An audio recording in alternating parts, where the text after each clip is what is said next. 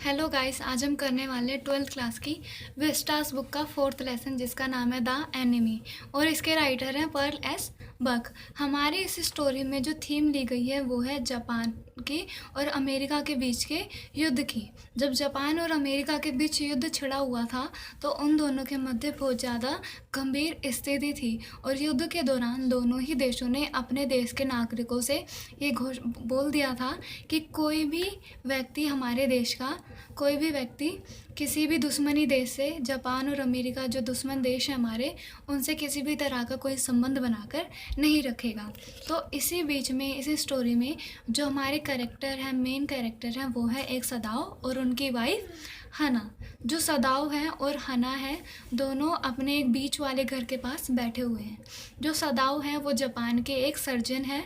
और उन्हें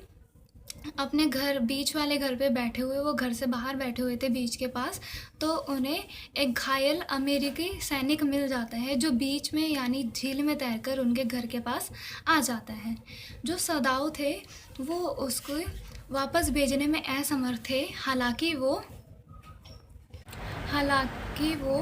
उनका एनिमी तो था, जो अमेरिकन सोल्जर था वो उनका एनिमी था, पर साथ ही जो सदाओ थे उनका एक कर्म था डॉक्टर का, इसलिए उनका सबसे पहला जो काम बनता है वो था उनको सेव करने का। फिर जो हना है, हना उनकी वाइफ है डॉक्टर सदाओ की। शुरू में तो वो सोचती है कि इसको घर पे रखना, यानी जो सोल्जर है, सैनिक है, उसे घर पे रखना खतरे से खाली नहीं है, क्योंकि हमारे जो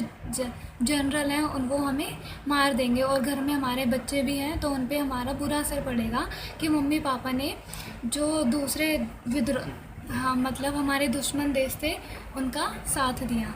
तो इसी तरह वो उसको खतरे में, बच्चों को खतरे में डालना नहीं चाहती थी और अपने परिवार को भी बचाना चाहती थी, तो इसलिए वो शुरू में मना करती रहती है। पर बाद में जब वो अपने पति को देखती है कि वो उनके अच्छे से मेहनत करके उनको बचाने में लगे हुए हैं, तो वो भी अपने हस्बैंड को ज्वाइन कर लेती है ऑपरेट करने में और एज अ नर्स की तरह जो सोल्जर थे उनको, एनिमी सोल्जर था हमारा, उनका जो शत्रु सैनिक था उसे दोबारा से हेल्दी बनाने में अपनी पूरी सहायता करती है। सदाओ और हना को उनके जो सर्वेंट्स थे, नौकर थे, उन्होंने भी मना किया था कि उस सैनिक को घर में नहीं रखना चाहिए, पर इन सब के बावजूद भी जो सदाओ थे और हना थे दोनों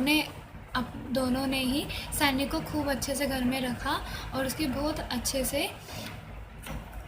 की थी। जो हना है वो भी डॉक्टर सदाओ की सहायता करती है सोल्जर सैनिक को सही करने में, बल्कि वो सही तो करती है पर जो हना थी उसे अंदर ही अंदर और शारीरिक तरीके से वो बिल्कुल भी कंफर्टेबल नहीं थी और उसे बहुत ज़्यादा हिचकिचाहट थी।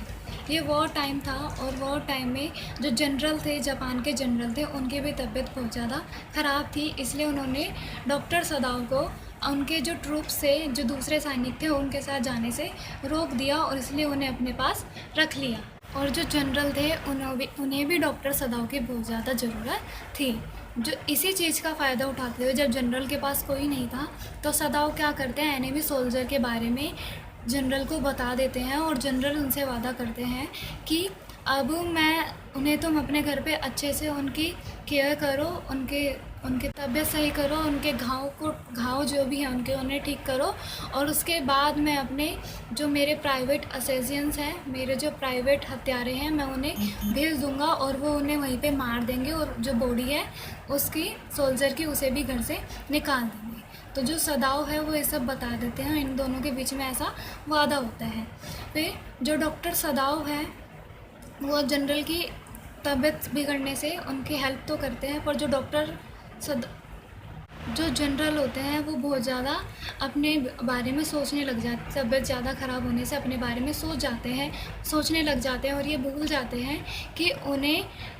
सदाओ के घर पे अपने हथियारों को भेजना था और उस एनिमी की बॉडी को भी हटवाना था। डॉक्टर सदाओ जो होते हैं वो इसी चीज़ का फ़ायदा उठाते हैं कि जो जनरल हैं वो सब कुछ भूल गए हैं और उन्हें सिर्फ अपनी बीमारी का ही ख्याल है, तो वो सदाओ डिसाइड करते हैं कि जो सोल्जर है, सैनिक है, उनकी उन्हें लाइफ बचानी है और जो सोल्जर एकदम सही हो जाता है, डेंजर, खतरे से बाहर निकल जाता है, तो सदाओ उन्हें अपने घर से निकलने में सहायता प्रदान कराते हैं।